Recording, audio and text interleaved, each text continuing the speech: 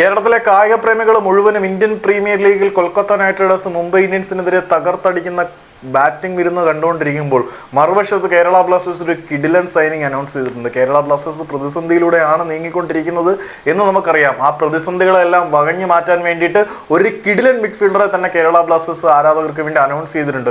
മൊറോക്കോയിൽ നിന്ന് തന്നെയാണ് അവർ താരത്തിനെ കൊണ്ടുവന്നിരിക്കുന്നത്. ഇന്ത്യൻ സൂപ്പർ ലീഗിലേക്ക് മൊറോക്കൻ മണ്ണിൽ നിന്ന് വന്നവരെല്ലാം വെന്നിക്കൂടി പാറിച്ചവർ തന്നെയാണ്. നമുക്ക് ഏറ്റവും പരിചിതനായിട്ടുള്ള നോവാ സദോയി തന്നെ അതിൻ്റെ മറ്റൊരു എക്സാമ്പിൾ ആണ്.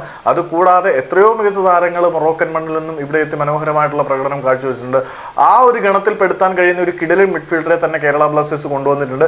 ആഷ്ലി വെസ്റ്റ്വുഡ് എന്ന പുതിയ പരിശീലകൻ വരുമ്പോൾ അദ്ദേഹത്തിന് ഏറ്റവും പുതുതായി കിട്ടുന്ന ആയുധമാണ് ഈ ഒരു താരം. കേരള ബ്ലാസ്റ്റേഴ്സ് അവസാന നിമിഷം നടത്തിയ സൈനിങ്ങുകളെല്ലാം നമുക്ക് സന്തോഷം പകരുന്നതാണ്. ഫലോവൻഡേ എന്ന് പറയുന്ന ഒരു താരം വന്നിട്ട് മനം കവരുന്ന പ്രകടനം കാഴ്ചവെച്ചു. അവരുടെ കൂട്ടത്തിലേക്ക് കന്നിം ബെനാഡഫ് എന്ന് പറയുന്ന ഒരു മൊറോക്കൻ താരം കൂടി വരുമ്പോൾ ബ്ലാസ്റ്റേഴ്സിന്റെ കാര്യത്തിൽ കാര്യങ്ങൾ പുരോഗതിയിലേക്ക് മുന്നോട്ട് പോകും. വരാത്തിൽ ജനിച്ച ഈ ഒരു താരം മൊറോക്കൻ ടോപ്പ് ടയറിൽ തന്റെ മനോഹരമായിട്ടുള്ള പ്രകടനം കാഴ്ചവെച്ചിട്ടുണ്ട്. അദ്ദേഹത്തിന്റെ ഡൊമസ്റ്റിക് സർക്യൂട്ടുകളിലെ പ്രകടനങ്ങളും കോണ്ടിനെന്റൽ ടൂർണമെന്റുകളിലും എല്ലാം വളരെ വാസ്റ്റായിട്ടുള്ള എക്സ്പീരിയൻസ് ബെനാഡഫ് എന്ന് പറയുന്ന താരത്തിനുള്ളത് കൊണ്ട് കേരള ബ്ലാസ്റ്റേഴ്സിന്റെ മധ്യനിരയിലെ മുന്നണി പോരാളിയാവാൻ ഡിഫൻസീവ് മിഡ്ഫീൽഡറാണ് എങ്കിലും നമുക്കിങ്ങനെ പറയാൻ കരീം ബെനാഡഫ് എന്ന താരത്തിന് കഴിയട്ടെ.